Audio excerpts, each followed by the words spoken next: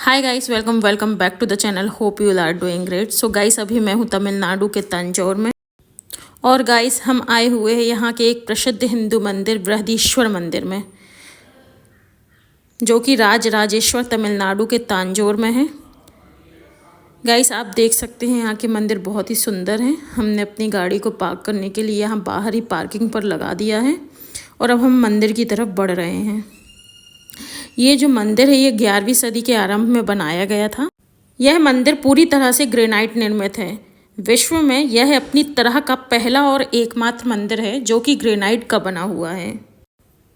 तंजावुर का यह बृहदेश्वर मंदिर भगवान शिव को समर्पित एक भव्य हिंदू मंदिर है, जो चोल वंश की स्थापत्य कला का एक उत्कृष्ट उदाहरण है। यह दक्षिण भारत के सबसे बड़े मंदिरों में से एक है। 13 मंजिल मंदिर की ऊंचाई लगभग 66 मीटर है। मंदिर में ग्रेनाइट पत्थरों का इस्तेमाल किया गया है। मंदिर के शिखर पर स्वर्ण कलश है जो एक ही पत्थर से बना है और जिसका वजन 80 टन है। मंदिर में प्रवेश करने पर एक नंदी की विशाल प्रतिमा है जो एक ही पत्थर से बनी हुई है, जो आपको अभी अंदर जैसे ही हम प्रवेश करेंगे आपको दिखेगी। वो नंदी की विशाल प्रतिमा अत्यंत ही सुंदर है। मंदिर की दीवारों पर भित्ति चित्र और प्रतिमा विज्ञान है।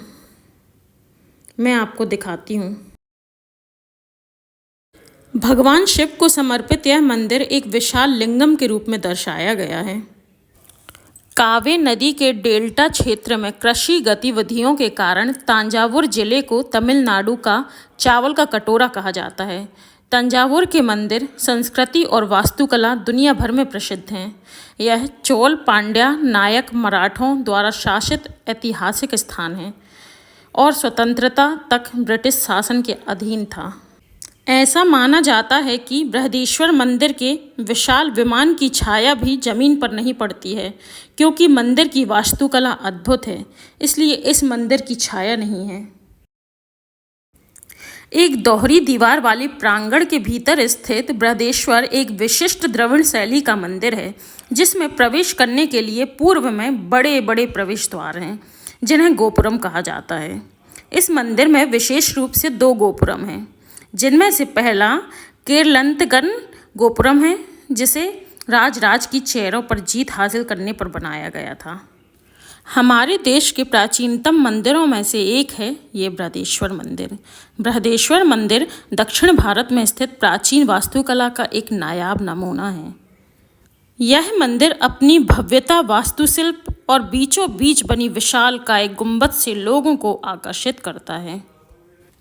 मंदिर का निर्माण 1003 से 1010 ईस्वी के बीच चोल शासक प्रथम राज चोल ने करवाया था। उसके नाम पर इसे राजराजेश्वर मंदिर का नाम भी दिया गया है। यह मंदिर द्रविड़ वास्तुकला का बेमिसाल उदाहरण है, जिसे देखकर आप दांतों तले उंगली दबा लेंगे। यह अपने समय की विश्व की विशालतम संरचनाओं में से एक गिना जाता है। इस मंदिर की ऊंचाई 66 मीटर है। इस मंदिर को 1,30,000 टन ग्रेनाइट के पत्थरों से बनाया गया है। आश्चर्य की बात यह है कि तंजौर में आसपास 60 किलोमीटर तक ना कोई पहाड़ है और ना ही कोई पत्थरों की कोई चट्टानें हैं। अब सवाल ये उठता है कि यह भारी भरकम पत्थर यहाँ आए कहाँ से और कैसे लाए गए। कहते हैं यहाँ 3000 हाथियों की मदद से इन पत्थरों को यहाँ लाया गया था।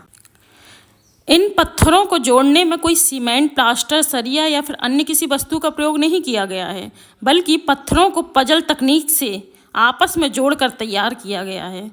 मंदिर का मजबूत आधार इस प्रकार से तैयार किया गया है कि 1000 साल बाद भी इतना ऊंचा मंदिर आज भी एकदम सीधा खड़ा है।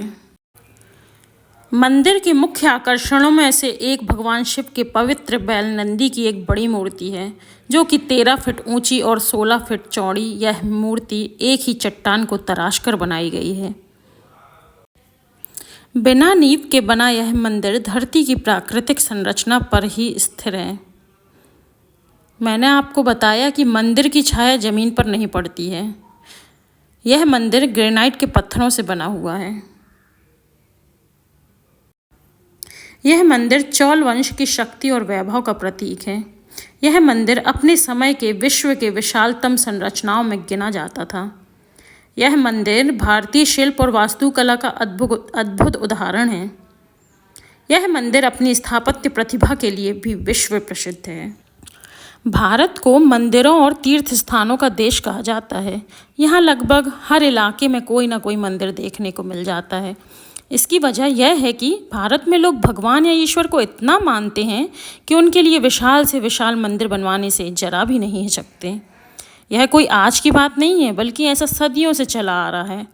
कुछ ऐसा ही यह मंदिर है जिसके मैं आपको दर्शन करा रही हूँ। अत्यंत ही सुंदर और आकर्षित यह मंदिर। यह मंदिर जो कि राजराज चोल ने बनवाया था, जिसके नाम पर राजराजेश्वर मंदिर भी कहा जाता है। इस मंदिर को कहते हैं कि इस मंदिर को बनाने को लेकर उन्हें एक सपना आया था जब वो श्रीलंका की यात्रा पर निकले हुए थे। आश्चर्य की बात यह है कि इतना बड़ा विशाल मंदिर बिना नींव के हजारों सालों से खड़ा हुआ है। इस मंदिर पर एक स्वर्ण कलश स्थित है। विशेष बात यह है कि इस मंदिर पर जो है स्वर्ण कलश स्थित है वह एक पत्थर पर स्थित है। उसका वजन करीब 80 टन बताया जाता है, जो कि एक ही पत्थर से बना हुआ है। अब इतने वजनदार पत्थर को मंदिर के शिखर पर कैसे ले जाया गया होगा, यह अब तक एक रहस्य ही बना हुआ है, क्योंकि उस समय तो क्रेन तो नहीं होते थे। कहते हैं कि इस गुंबद की परछाई धरती पर पड़ती ही नहीं है। इस मंदिर में फोटोग्राफी तो मना नहीं है, बट जो भगवान शिव की मूर्ति है उनके फोटोग्राफ्स लेने के लिए यहाँ प्रतिबंध है। इसलिए जितना हो सका है मैंने मंदिर की खूबसूरती आप लोगों को दिखाने की कोशिश की है, और भगवान शिव की मूर्ति को भी मैं जितना हो सका है मैंने कैप्चर करने की कोशिश की है पूरी। और मैं मंदिर के नियमों का उल्लंघन नहीं कर सकती, इसलिए मैंने मंदिर के बाहरी आकर्षण को पूरी तरह से कैप्चर करने की कोशिश की है। यह है भगवान शिव की अद्भुत मूर्ति।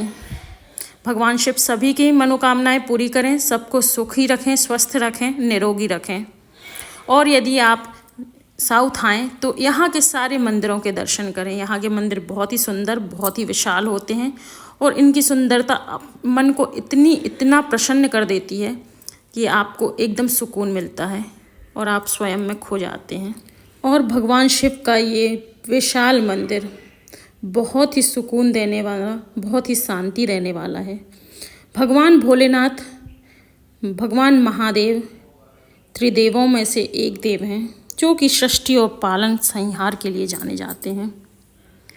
शिव को आदि अनादि अनंत माना जाता है, जिसका अर्थ है ना कोई अंत है, जिसका ना कोई आरंभ है। जब आप भगवान शिव के मंदिर पर जाते हैं तो एक अलग ही तरह की ऊर्जा आपको महसूस होती है। शिव को योग और तप का देवता माना जाता है, और वे अक्सर योग मुद्रा में दिखाई जाते हैं।